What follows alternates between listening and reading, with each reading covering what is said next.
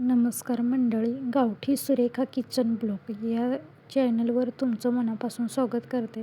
तर मित्रांनो, आज आपण बनवणार आहे चिकन फ्राय. तर पहिल्यांदा घेतली कढई गरम झाल्याच्या नंतर तेल टाकलं. तेल टाकून झाल्याच्या नंतर बारीक चिरलेला कांदा टाकला. कांदा टाकून झाल्याच्या नंतर टोमॅटोची पेस्ट टाकलेली आहे. त्यानंतर आपण मसाले ॲड केलेला आहे. पहिल्यांदा घेतलेला आहे लाल तिखट, धनापूड, हळद आणि संडे मसाला आणि कांदा लसूण मसाला. हे मसाले ॲड करून झाल्याच्या नंतर आपल्या पद्धतीने चवीनुसार मीठ टाकून घेऊया.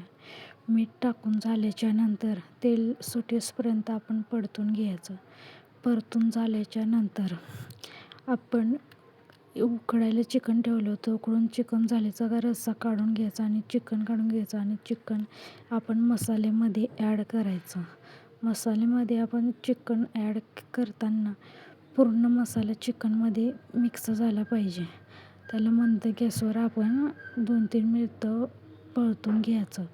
परतून झाल्याच्या नंतर छानपैकी बघू शकता मसाला पण एकत्र झालेला आहे. आणि त्यानंतर मग बारीक चिरलेली कोथिंबीर टाकून द्यायची. आणि बारीक चिरलेली कोथिंबीर टाकून झाल्याच्या नंतर तुम्हाला हवं असेल तर 1 मिनटासाठी तुम्ही 1-2 मिनटासाठी झाकण ठेवलं तरी चालेल. तुम्ही बघू शकता आपली भाजी तयार झालेली आहे. तर मित्रांनो, आपले चॅनलवर नवीन असाल तर चॅनलला सबस्क्राईब करा आणि बेल आयकन दाबा, शेअर करा, कमेंट करा. असेच नवनवीन व्हिडिओ मी नक्की तुमच्यापर्यंत शेअर करत राहीन.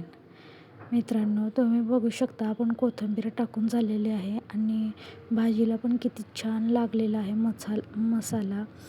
तर मसाला पूर्ण भाजीमध्ये मिक्स करून झालेला आहे आणि भाजी पण आपली तयार आहे. तर मित्रांनो, अशाच नवनवीन रेसिपीसाठी आपल्या चॅनलला नक्की सबस्क्राईब करून ठेवा. म्हणजे जेणेकरून तुम्हाला आपले नोटिफिकेशन लगेच येईल आणि आपले व्हिडिओ तुम्हाला असेच नवनवीन बघायला भेटतील. तर धन्यवाद मित्रांनो. आपले पुढच्या ब्लॉगमध्ये नक्की भेटूया. Bye bye.